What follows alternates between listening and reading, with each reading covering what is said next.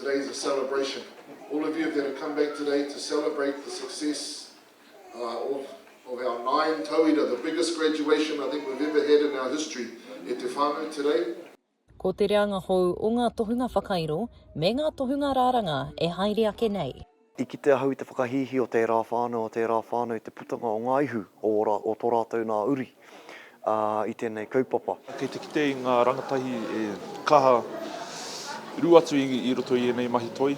Yeah, there's definitely a rise within the passion of our young kids today. Kia haruru mai te whare, kere tini whedau. Ko Heretini Whedau o ngā tirangi nui me tauranga moana te tihi o ngā tauira o te Takapū o Rotowhio, arā te kura whakairo. I was just playing around. When I first started, I didn't really know any techniques at all, just guessing. But yeah, everything I've learned here, it's pretty crazy to like look at my heipopo and say that I created it. I had some doubts and I was thinking maybe I wouldn't be good enough to do the school, but it's not about being good enough, it's about your passion for learning the arts and for preserving our culture. Kia haruru mai te whare, mea wirihana.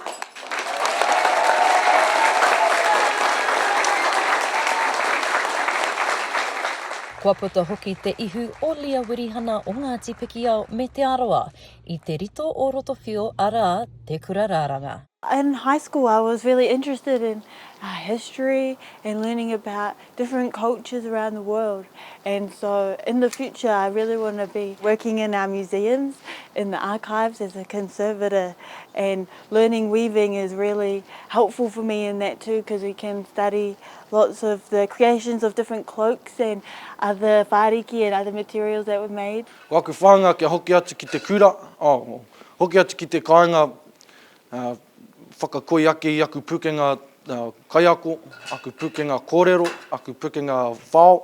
Ara maira, ākira X, huapa. E ko ana hoki a ākira huata o ngā tikoro ki me ngā tikahungunu ki te whiwhi I tōna tohu whakairo I te Wānanga Whakairo Rākau o Aotearoa. Ko te kaupapa nui o te rānei, ko te whakapōtaetanga o mātou ngā tauira o ngā kete tuku iho, rā ko te Takapū o Rotowhio, Te Rito o Rotowhio, me te kura Whakairo Rākau o Aotearoa. He tohu ko whakawhiwhia kia mātou ngā tauira, kua noho ki konei, kua tupu o mātou pukenga mō te ruatau, torutau neke atu. In the future, my teacher Amanda, she said that we have 20 years to make 20 kākahu. And I was like, okay! Ko te tino wawata o tēnei wāhi, o ki tūpuna anō hoki, kia whakahoki atu e nei pukenga, e nei mātauranga ki tōku kāinga. Whāngai atu ki ngā rangatiro a pōpō.